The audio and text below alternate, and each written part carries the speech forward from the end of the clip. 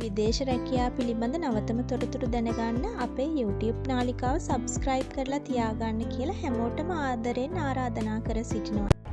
වැඩේ කරන්න ටිකක් අමාරුයි. ඒක නිකන් කරන්න බෑනේ. ඔයාට තේරෙනව නේද මං කියන දේ?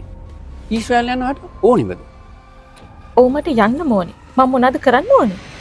අද අපි කතා කරන්නේ අමුතුම තාලේ ගේමක් ගැන. මේ කතාව බලන ඔබට තේරෙවි මමත් මේ ගේමට අහු වුණාද කියලා.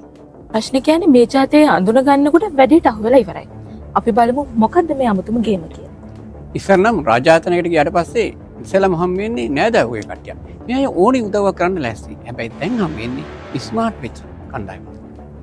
මේ කියන පුද්ගලයා කාර්යාංශයේ පිටතදී කාර්යාංශ සේවාව ලබා ගන්න පුද්ගලයන්ට කතා කරලා විස්තර අහගන්න.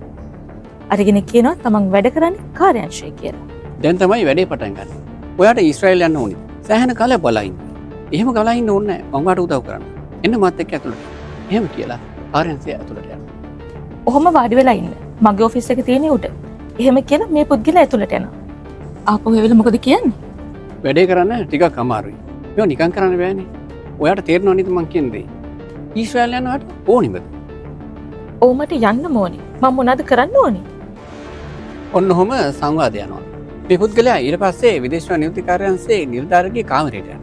කාමරයට ගිහින් නිලධාරියෙක් යම් යම් දේවල් කතා කරනවා. එළියෙන් නිකනට පේනවා මේ කතා කරන්නේ මං ගැන තමයි. සර් ඊශ්‍රායල් යන්න අවශ්‍ය සුදුසුකම් මොනවාද? එච්චරයි අහන්නේ. ඉතින් අද නිලධාරියා කියන්නේ විස්තර කියන එක. නමුත් මේ නිලධාරියා දන්නේ මේ වංචාකාරයාගේ අරමුණ වෙනත් එකක් කියලා. එළියෙන් කෙනා හිතන්නේ මේ දෙන්න කතා කරන්නේ මගේ රස්සාව කෙනෙක් කියලා. හැබැයි ඇතුළේ නිලධාරියා මේ කිසිවක් දන්නේ නැහැ. ඌ මේ කිසිවට සම්මතක් නැහැ. දැන් වංචාකාරයා එළියට ඇවිල්ලා කියනවා ඔයාගේ වැඩේ හරි. ලිස්ට් එකට නම දාන්න ලක්ෂ 5ක් ඕනේ. ඉතුරු සල්ලි ටික රට යනකොට දෙන්න කියලා. කිසිම සොයා බැලීමක් නැහැ. ගෙඩිය පිටින්ම ලක්ෂ 5 දෙන්න. දැන් ගේමට අහු වෙලා ඉවරයි. සල්ලි දීලා මාස ගාණක් යනකොට අරගේ කිසිම කන්ටැක්ට් එකක් නැහැ. තොරතුරු හෙව්වට තොරතුරක් හම්බ වෙන්නේ නැහැ. කාර්යාංශ එහෙම නිලධාරියෙකුත්. මේ වංචාකාරය කරන්නේ කාර්යාංශයේ නිලධාරියෙක් කියලා මේ වගේ සුපිරි ගේම් ගහන එක. ඔබත් කවදා හරි මේ වගේ වංචාකාරයෙක්ට අහු වෙලා තියෙනවද? මතක තියාගන්න වංචාකාරයන් හරිම බුද්ධිමත්. ඔයාව අල්ලගන්න හැටි ඒගොල්ලෝ හරියටම දන්නවා. ඔබත් ඊට වඩා බුද්ධිමත් වෙන්න. මේ වගේ වංචාකාරයන්ට ආයෙ නම් අහු වෙන්න එපා.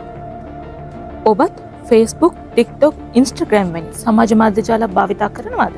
ඔබට වැදගත් පාඩමක් ඊළඟ වැඩසටහනින් අපි කියලා දෙන්න.